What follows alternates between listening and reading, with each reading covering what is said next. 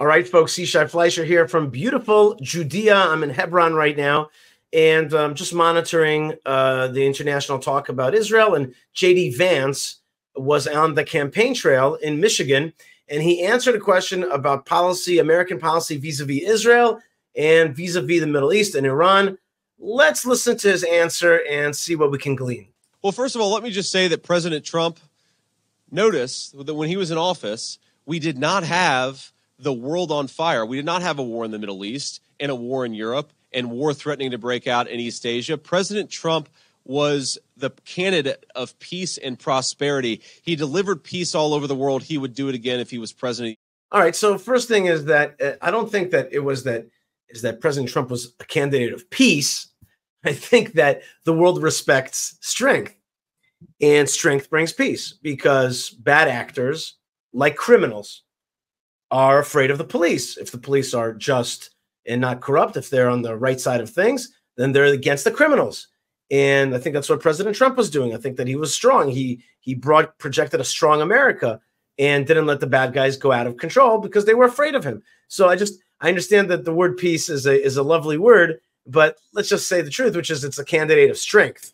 United States. Now, what's going on in Israel, again, highlights the weakness of the Kamala Harris administration.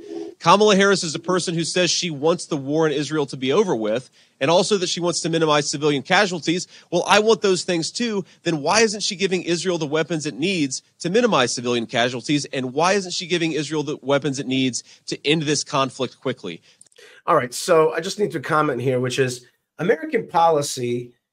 It's the problems that it causes is not just because it doesn't give weapons or sell weapons. That's not it. The United States has been pushing for a shrunken Israel. They have a policy of shrinkage. They want to shrink Israel, and they've been doing it for a long time. Under President Carter, we shrank away from the Sinai. Under President Clinton, we shrank away from Judea and Samaria under the Oslo Accords. Under President Obama, he kept us from building. And even President Trump, sadly, came to the deal of the century, so-called, which had good sides to it, but it had also a shrinking Israel side. And I think that JD Vance needs to take things to the next level and say, look, we're not going to have a policy of shrinking Israel anymore. And Israel should say, of course, we do not accept a policy of shrinking Israel anymore because shrinking Israel weakens Israel, right? A shrunken Israel is a weaker Israel. And especially when we shrink away from parts of the land of Israel, that we let the jihad take over. So, JD, let's put it a little bit more honestly. It's not just about give them the weapons. It's about stopping the pressure to shrink Israel. Also, this pressure to finish off the war fast. What's that about? If I was him, I'd say, yeah, well, I don't want Israel to finish the war fast. I want Israel to finish it in toto and take care of business.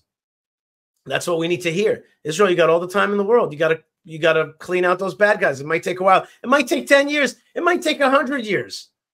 But that's the policy that we need right now. We need a policy of taking the time to root out the jihadism. And so I guess I would say on two things, which is like, everybody wants to minimize civilian casualties. Of course, we have to be cautious that some of those civilians are not civilians at all, but they are indeed jihadists. But okay, let's put that aside.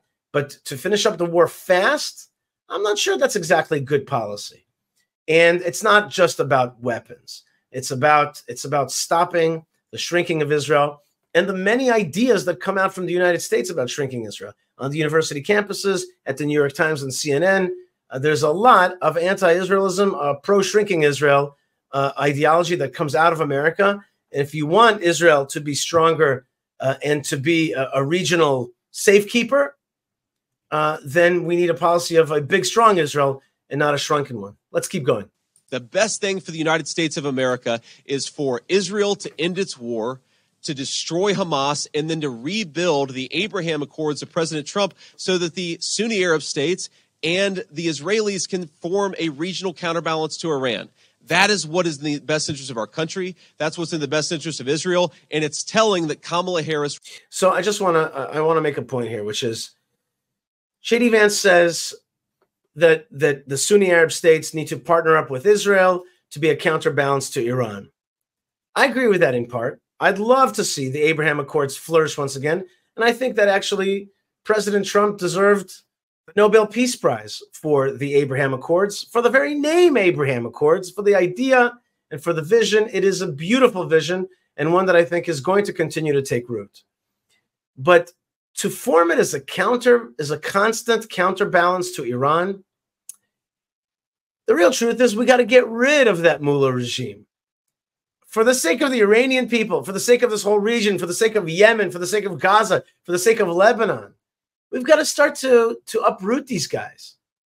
They are endangering this whole regions, millions of people that are here, and they're global as well. So let's be real, JD. It's not that we got to form a counterbalance. This is not the Soviet Union versus the United States. This is Iran. They can be taken out.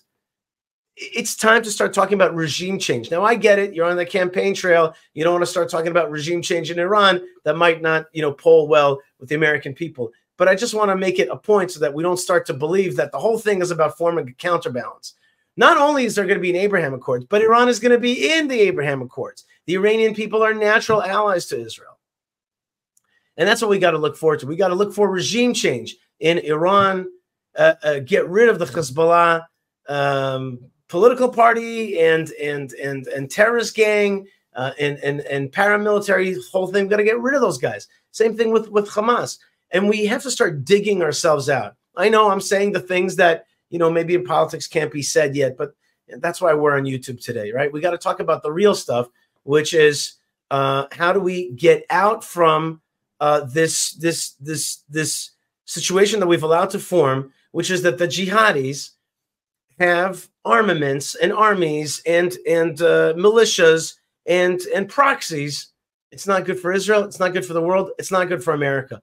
So again, here, let's take a bigger policy vision about getting rid of these guys totally and a new day for the Middle East and therefore for the world as well. Let's finish up with JD. Refuses to do what she needs to do to keep America and its allies safe. And the final point that I'll say is, yes, I believe that there are Iranian-backed militia groups in this country right now because we know thousands of people have come across the U.S. southern border who have ties to terrorism. Well, it's really endangers your country, and I fear we're going to have a very bad headline here and a lot of people who could lose their lives because Kamala Harris refuses to keep terrorists out of our country. It's disgraceful, but it highlights the fact that unless you have a border, there is no peace and there is no security for American citizens, even in a place as far north as Shelby Township, Michigan. All right, so JD Vance is talking about the American issue of border control. But the truth is that he's right in that one of the pillars of jihad is hijra, which means emigration, emigrate to the next spot and capture it from within. And that has happened in Brussels, in Belgium. It has happened in London, England. It has happened in Paris, France. It is a problem. It's happened in Holland. I've seen it myself. It is a takeover. And it's certainly true if you want to find some of those Iranian pro-Iranians, look no further than the American campus and the American media. Either they are paid agents or they are willing conspirators or they're just useful idiots. They will be found there. They are agents of Iran, whether they are aware of it or ignorant of it. There are forces out there that weaken the United States, that weaken Israel, that weaken I like this term, the free world. The world of liberty. There's all kinds of forces out there that want to enslave us. Jihadism is just one of them.